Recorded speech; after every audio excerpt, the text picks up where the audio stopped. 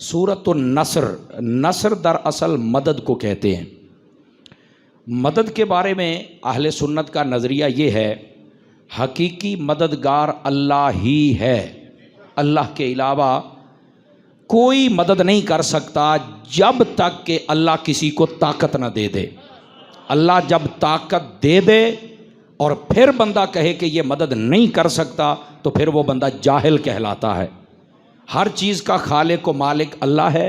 मदद असल में अल्लाह ही करता है, पर हम जो कहते हैं ना कि फ़लाँ मदद करता है, फ़लाँ करता है, जैसे नबी करते हैं, फरिश्ते करते हैं, अली करते हैं, ये हम कहते हैं। बस औकात लोग ना उलझन पैदा करते हैं, नहीं नहीं ये शिरक हो जाएगा।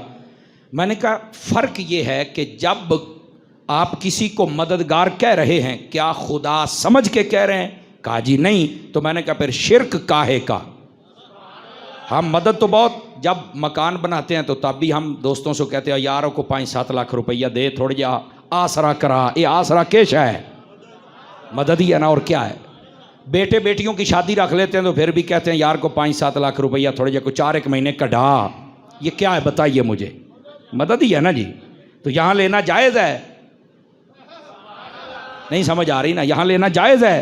कहते हैं बिल्कुल जायज़ है। तो मैंने कहा अगर दुनियावी तरीक़ा कार के मुताबिक जायज़ है तो दीनी तरीक़ा तो उससे अफजल होता है, तो उसको फिर क्यों ना जायज़ कहते हैं? उलझन ये पैदा की जाती है, नहीं जी वो बंदे, वो अफराद, वो हस्तियाँ, वो बुज़ुर्ग जो कब्रों में तशरीफ़ ले गए, उनसे मदद क्यों मांगते हैं? ये आपका शौक़ भी शेख मुहक्किक ने पूरा कर दिया है। वो फरमाते हैं, सवाल उठाया कि अल्लाह का वली जब तक ज़िंदा होता है तब तक मदद करता है या फिर कब्र में चल के भी वो कर सकता है? आपने जो जवाब दिया ज़रा हौसले वाला बंदा सुने। आप फरमाते हैं वली जब तक ज़िंदा रहता है वो तब भी मदद करता है, जब कब्र में चला जाए अल्लाह की अता से तब भी करता है, लेकिन दुनिया में रह के वो मदद थोड़ी करता है, कब्र में जाके ज़्यादा करता है। मुझे पता था कई बंदे चुप हो जाएंगे, ये की मतलब होया भाई, दुनिया में रह के वो मदद थोड़ी करता है, कब्र में चल के मदद। भाई इसका फलसफा क्या है, हमें भी समझाओ। अब जो कहते हैं शेख मुहक्किक हमारा है, तो मैं कहता त्रकड़ा होके सुन, उन्होंने क्या फरमाया। वो फरमाते हैं वजह ये है, हमारा ये जिस्म ये मिसले पिंजरा के है और इसके अंदर हमारी रूह कैद है। फरमाते हैं मिसाल समझो, जब तक शेर पिंजरे में होता है वो दौड़ता है, उसकी दहशत होती है, पर वो अपने जौहर नहीं दिखा सकता। जब उसे छोड़ दिया जाए तो फिर पूरे जंगल के जितने भी कुत्ते बिल्ले होते हैं सारे डर जाते हैं कि शेर मैदान में आ गया है। इसी तरह बंदा मोमिन की रूह जब तक उसके इस पिंजरे में होती है वो उतने जौहर नहीं दिखा सकता। जब ये रूह यहां से निकल जाती है, अब जो भी बुलाता है ये अल्लाह का वली पहले पहुंच जाया करता है। अब बात समझ आई आप सभी हजरात को? तो ये अल्लाह वालों के बारे में शेख मुहक्किक ने ये नजरिया खोल के बयान कर दिया है। आप जितने अहले सुन्नत के अहबाब हैं ना, आप तकड़े होके अपने अकीदे पर अमल किया करें। ये जो परहेजी मुसलमान होते हैं ना, कौन से मुसलमान? परहेजी मुसलमान, ऐसे ही छोटी छोटी बात से परहेज करने वाले। जहां परहेज करना है वहां करते नहीं, और जहां नहीं करना वहां परहेज कर रहे हैं। तो बात चली थी नस्र, मदद से। अल्लाह ताला जब बंदों को ताकत देता है तो वो मदद कर देते हैं। और मैं इससे भी अगली बात बताऊं, बात कहते हैं ये जो अल्लाह वाले इनसे मदद मांगनी नहीं चाहिए। और मैंने कहा पुत्र गाले वे, अल्लाह वालों से मदद ना भी मांगी जाए बस औकात वो बिन मांगे भी कर देते हैं। अब कहेंगे इस पर क्या दलील है? हजरत सैयदना फारूक आजम रदी अल्लाह ताला अन्हो, आप हुजूर के मिंबर पे खड़े होकर जुमा पढ़ा रहे हैं और हजरत सारिया 1500 किलोमीटर दूर जंग लड़ रहे हैं, तो उन्होंने पुकारे किसी को नहीं कि हमारी मदद को पहुंचो। हजरत फारूक आजम खुद ही बोल पड़े, या सारिया तो अल जबला, अल जबला, पहाड़ की तरफ हो जाओ, दुश्मन हमला करने वाला है। उन्होंने मदद मांगी नहीं, अल्लाह वाला तो फिर भी मदद कर लेता है ना। समझ आ रही है? जज़ाकल्लाह।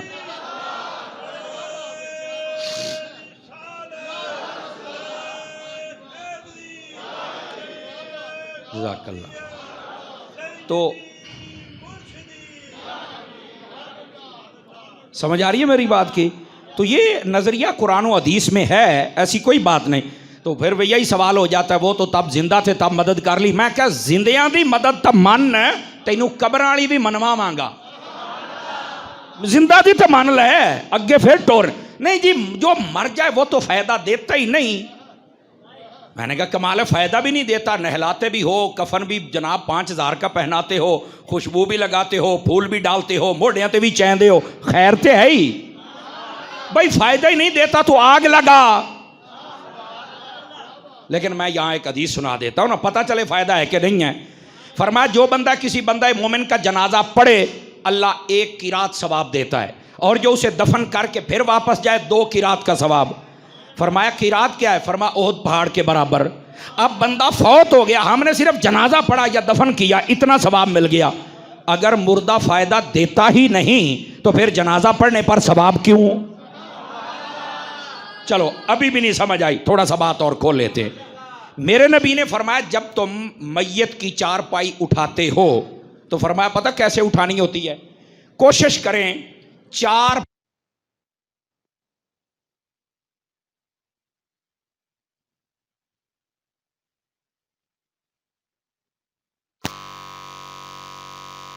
आगे वाला फिर पीछे वाला। और यहां हदीस पाक सुनिए, नबी करीम अलैहिस्सलाम ने इरशाद फरमाया जो बंदा इस तरह, ये साहिब बाहर शरीयत, आपने बाहर शरीयत जनाजे वाले चैप्टर में भी इस बात को लिखा है। फरमाते हैं जो किसी मोमिन को अपने कंधों पे उठा के 40 कदम चले, ये जैसे मैंने बताया, अल्लाह ताला उसके 40 कबीरा गुनाह वो माफ करता है जिनकी वजह से इस पर जहन्नुम वाजिब था, इसने जहन्नुम में जाना था, सिर्फ मुर्दा उठाया इसके गुनाह माफ हो गए। मैंने कहा मुर्दा तो फायदा देता ही नहीं तो गुनाह कैसे माफ हो गए? अब ये बात सोचने वाली है ना, इसको जरा समझिए। अच्छा एक और हदीस भी लगे तो सुन लीजिए, ताकि जो आपका मसलक व अकीदा और नजरिया है वो खोल के सामने आ जाए। नबी करीम अलैहिस्सलाम ने इरशाद फरमाया जो बंदा अल्लाह की रजा के लिए किसी मुसलमान को गुस्ल दे, मुसलमान फौत हो जाए, जिंदा के बारे में नहीं मुर्दे के बारे में, गुस्ल दे अल्लाह की रजा के लिए, फरमाया अल्लाह ताला उसे गुनाहों से ऐसे पाक करता है जैसे आज अपनी मां के पेट से पैदा होके आया हो। मौलाना जब मुर्दा फायदा देता ही नहीं तो ये नहलाने पर इतना सवाब। अपनी अकल का इलाज करवाएं वो लोग जो कहते हैं मुर्दा फायदा नहीं देता, बंदे दा पुत्र बन।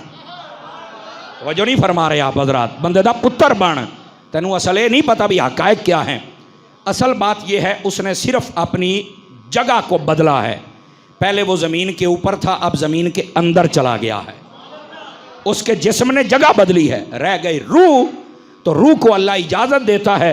हदीस शरीफ में है हर जुमेरात को, ईद वाले दिन छोटी हो या बड़ी हो, शब्बे कदर शब्बे बराअत 10 मुहर्रम के दिन, ये अय्याम उलमा ने लिखे और मैं जिम्मेदारी से बयान कर रहा हूँ, रूहें अपने घर आती हैं, दरवाज़ों की चौखट पकड़ के खड़ी होकर कहती हैं अपने कामों में लगे हुए हो को हमें भी तोहफा दे दो ताकि कब्र में सुकून हासिल करें। समझ आ रही है? गिरामी कदर हजरात, अर्ज़ खिदमत ये है मरने के बाद भी अल्लाह जब ताकत देता है तो ये सारे काम होते हैं। बताइए नबी पाक अलैहिस्सलाम हर कब्र में तशरीफ़ लाते हैं कि नहीं लाते हैं? जिसका ईमान है वो बोले ना जी। भाई कब्र में 3 सवाल हैं। अब कोई कह सकता है कि यार नबी पाक कैसे आएंगे, तो मैंने कहा ये सवाल तो सहाबा को करना चाहिए था। हुजूर आप फरमा रहे हैं कि एक सवाल हो गया मान रब्बु का मा दीनों का मा कुन तकुलु फी हक़ हाज़र रजुल, इस मर्द के बारे में बताओ, उस नहीं इस। ये नहीं कहा जाएगा कि वो हुजूर खड़े हैं। बाज़ कहते हैं मदीना शरीफ में होंगे तो वहां से तस्वीर दिखाई जाएगी। मैं क्या तस्वीर अगर दिखाई जाएगी तो रजुल नहीं तस्वीर को कहते। और दूसरी बात है हाजा का इशारा ये होता है जैसे दिस और दैट में फर्क है, दैट वो दिस ये। अरबी में हाजा ये जाली का वो, मैंने कहा हाजा है जाली का नहीं है। तो हुजूर करीब हैं। और रजुल किसे कहते हैं? जो जिंदा भी हो, सलामत भी हो, सामने भी हो। तो हुजूर तो यहाँ है, हर कब्र में तशरीफ लाते हैं। तो मुझे ईमान से बताओ जो हर कब्र में आ सकते हैं, कब्र में ज़मीन के नीचे आ सकते हैं, जो ज़मीन के ऊपर तुम्हारा घर है वहाँ नहीं आ सकते हैं? वहाँ तो इतनी रुकावटें हैं, वहाँ पहुँच सकते हैं, ऊपर नहीं आ सकते। कमाल हो गया यार, समझ आ रही मेरी बात की? और अगर कोई कहे कि नहीं ऊपर नहीं आ सकते, तो मैंने कहा फिर ये बात बड़ी सुनने वाली है। हज़रत सैयदना बिलाल हबशी रदी अल्लाह ताला अन्हो, अपने प्राय देवबंदी वाबी, इन्होंने भी लिखा है, इस बात को बयान ना करें तो अलग बात है। हज़रत बिलाल हबशी जब आका करीम अलैहिस्सलाम ने पर्दा फरमाया ना, तो हज़रत बिलाल के सामने से यकदम हुजूर का चेहरा गायब हुआ ना, तो आपने कहा अब मैं मदीने में नहीं रहूँगा। समझ आ रही? आप शहर हलब मुल्क के शाम में चले गए। नबी पाक अलैहिस्सलाम ख्वाब में तशरीफ़ लेके आए, फरमाया बिलाल वो एडी दूर टुर गया, कदी सानू मिलन भी ते आ ना। ने तवज्जो नहीं फरमाई है मैं क्या कह रहा हूँ। फरमाया बिलाल एडी दूर टुर गया, कदी मैनू मिलन भी ते आ। इसका मतलब है महबूब को पता है मेरा आशिक कहाँ रहता है। हज़रत बिलाल हबशी रदी अल्लाह ताला अन्हु आप फिर वापस आए थे, और जब मदीने में आए थे ना, तो लोगों ने कहा बिलाल आ तो गए हो, एक मरतबा आज़ान सुना के वो नबी वाला वक्त ही ताज़ा कर दो। समझ आई ना? वो यादें दोबारा आ जाएं। फरमाया मुझे आज़ान का ना कहो, मैं आज़ान नहीं पढ़ सकूँगा। हज़रत बिलाल की आदत थी जब अजान पढ़ते थे और कहते थे ना अशहदु अन्ना मुहम्मद रसूलुल्लाह, तो ऐसे हुजूर की तरफ इशारा करते, लोगों जिस मोहम्मद की मैं गवाही देता हूँ वो ये बैठे हुए हैं। तो कहा कि आप मुझे अजान का ना कहो। आपने अजान न दी। लोगों ने कहा कि बिलाल की अजान भी सुननी है और ये अजान देता भी नहीं, अब क्या करें? उन्होंने कहा एक ऐसी हस्ती है, अगर आके इनको कह दे तो ये इनकार नहीं करेगा। कहा वो कौन है? फरमाया वो हसन और हुसैन हैं, अगर वो आके कहें तो ये इनकार नहीं करेंगे। वो दो सारे अहबाब गए हज़रत हसनैन करीमैन के पास, भाई हज़रत बिलाल अजान नहीं देते, आपको ये नहीं टालेंगे। इसका मतलब है सहाबा भी अहले बैत से बड़ी मोहब्बत करते थे। यही तो वजह है अहले सुन्नत अहले बैत से भी मोहब्बत करते हैं और सहाबा से भी। हम तो किसी एक के भी गुस्ताख नहीं हैं। जो सहाबा को गुस्ताख हो हमारे नज़दीक वो भी लानती और हरामी है, और जो अहले बैत का गुस्ताख है वो भी लानती और हरामी है। अब आइए, बात चली थी सूरतुन नस्र, नस्र का माना मदद करना, तो ये मदद करते हैं या नहीं अल्लाह वाले, इस पर मैं आपकी खिदमत में चंद दलाइल अर्ज़ कर रहा था, वो मुकम्मल हुए।